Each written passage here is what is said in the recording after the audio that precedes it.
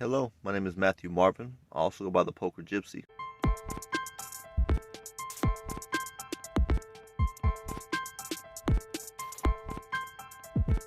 Coming from the bottom, moving straight to the top.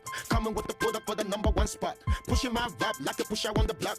Holding my ground, sucker rappers get lost. Coming from the bottom, moving straight to the top. Coming with the pull up for the #1 spot. Pushing my rap like a pusher on the block. Holding my ground, sucker rappers get lost. Coming from the bottom, moving straight to the top. Coming with the pull up for the #1 spot. Pushing my rap like a pusher on the block. Holding my ground, sucker rappers get lost.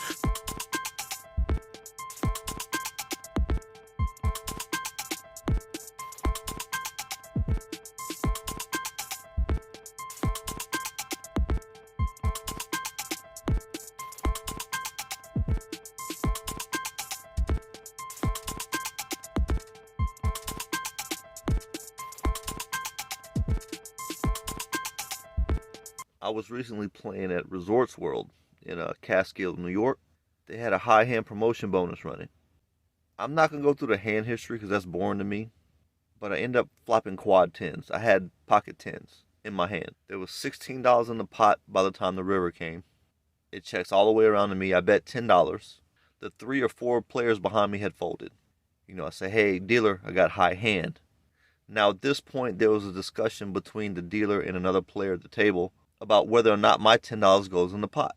Now, keep in mind that I did just take a few months off of live poker, had to get my teeth done, had to get tattoos, and I've been mostly playing online at this time. Now, when you play online, it tells you how much is in the pot, and when somebody bets, it adds that to the pot. Also, I've got other players behind me. Now, when someone puts money in, when the chips cross the line and hit that felt, the players behind me now have to evaluate the total amount of the pot before they make a move. I've traveled the whole country.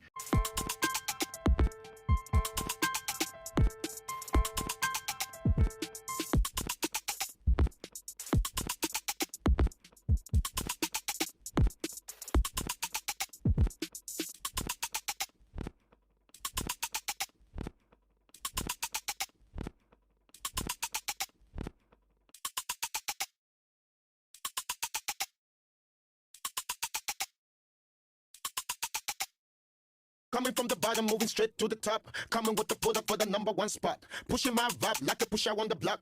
Holding my ground, sucker rappers get lost. Coming from the bottom, moving straight to the top. Coming with the pull up for the #1 spot. Pushing my rap like a pusher on the block. Holding my ground, sucker rappers get lost. Coming from the bottom, moving straight to the top. Coming with the pull up for the #1 spot. Nowadays, people tend to look over the real art of DJing.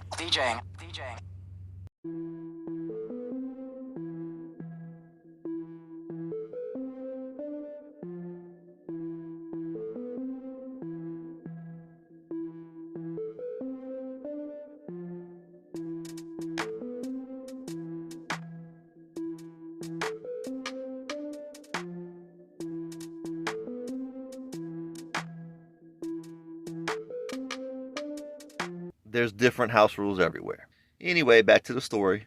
The dealer gets confused. He announces high hand, puts my $10 in the pot, and the floor comes over to verify the high hand. At this point, the floor tells me congrats. They go away. I just tip the dealer regularly.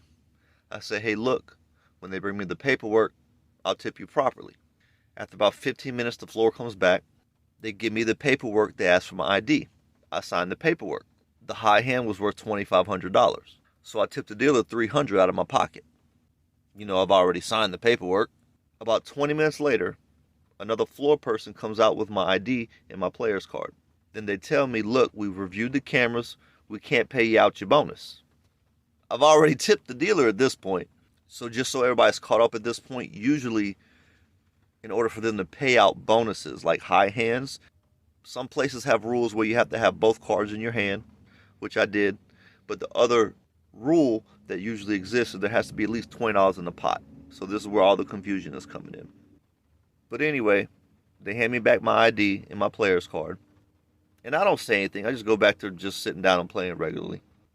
Honestly, at this point, like the 300 or the 2,500 really doesn't mean that much. But of course, dealers had already changed. And the dealer that I had tipped just avoided me for the rest of the night. I'd never seen him again. which it wasn't really a huge deal to me because I ended up making it back that night anyway.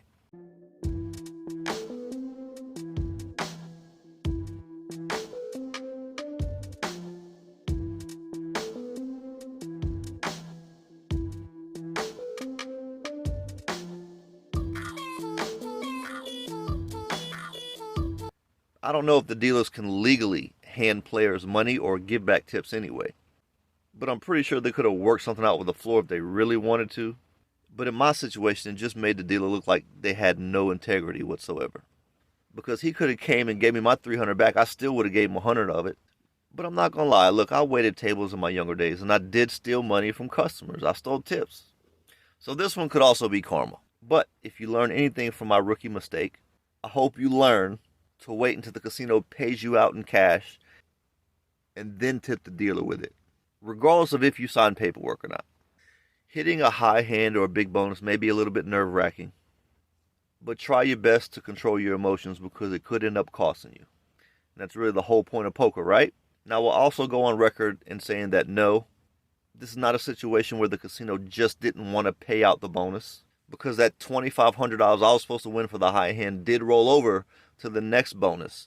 So the next one was about $3,000. And the player that hit the next one did win it, and they did pay them out. At the end of the day, I'm grateful for this experience. Just to be able to go through that, keep a level head, and be able to sit down, play, and still profit from the game after that. You know, in all my years of play, that's a situation I've never been in yet. So overall, it was a positive experience for me. I feel like it adds strength to my game.